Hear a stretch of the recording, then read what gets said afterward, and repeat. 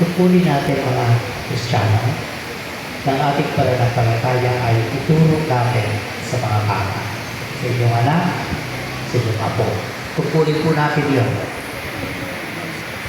Pero hindi naman natin ginagawa. Di ba?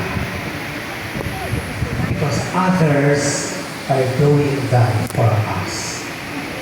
So, ginagawa ito ng iba para sa atin. Ano naman ang ginagawa natin? Tungkulin natin yun. Kaya, meron tayo gagawin. Tutulungan natin yung mga tumutulong sa ating pagturo.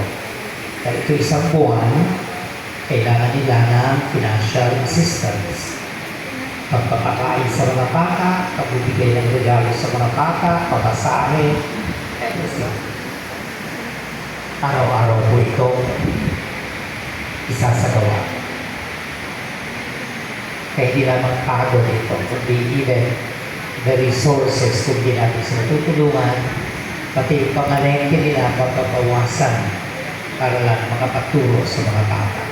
Kaya lahat ng linggo ng Mayo ay mayroong second collection upang maging pagtulong natin sa mga nagsisikap catechesis araw-araw, beginning tomorrow.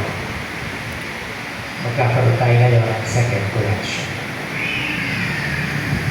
At aawitin habang nagka-collection.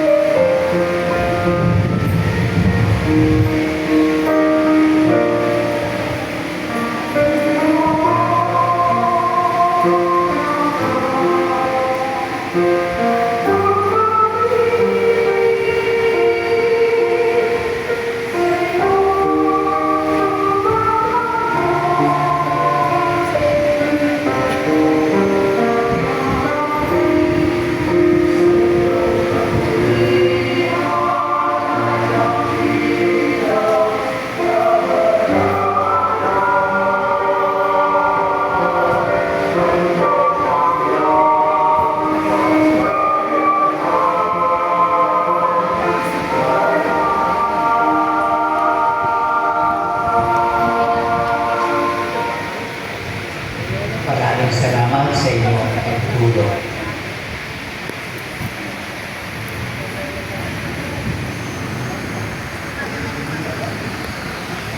Magsitayo po tayo.